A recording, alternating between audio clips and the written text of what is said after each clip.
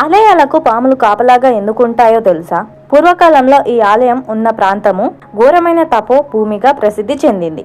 అక్కడ మహాతపస్వి అయిన నాగయోగి అనే ఋషి జీవించేవాడు. ఆయన నాగదేవతలపై అపారమైన భక్తి గలవాడు. ప్రతిరోజు నాగదేవుని మంత్రాలను జపిస్తూ శివుని ఆరాధనలో లీనమై ఉండేవాడు. ఒకసారి దీర్ఘకాల తపస్సులో నాగదేవతలు ప్రసన్నమైలారు. ఇప్పుడు నాగరాజు అయిన వాసుకినే స్వయంగా ప్రత్యక్షమై ఈ భూమి ఇకపై నాగశక్తితో రక్షింపబడుతుంది, ఇక్కడ ఎవరికీ కూడా పాముల వల్ల హాని కలగదు అనే వరాన్ని ప్రసాదించాడు.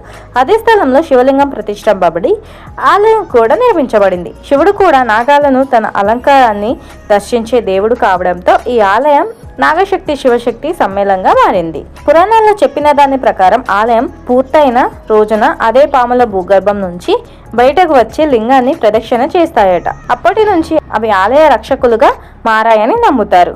అందుకే ఆలయ ప్రాంగణంలో పాములు స్వేచ్ఛగా పెరుగుతాయట, కానీ భక్తులకు ఎప్పుడూ హాని చేయవు. ఒకసారి ఒక అహంకారి రాజు పాములను తరిమివేయమని ఆశించగా ఆ రాత్రే ఆ రాజు కలలోకి ఒక భయంకరమైన స్వప్నం వచ్చింది. నాగదేవత కోపంతో దర్శనమిచ్చి ఇది మా నివాసం అని హెచ్చరించాడు. ఆ హెచ్చరణకు భయపడిన రాజు క్షమాపణ చెప్పి ఆలయానికి మరింత వైభవాన్ని చేకూర్చాడు.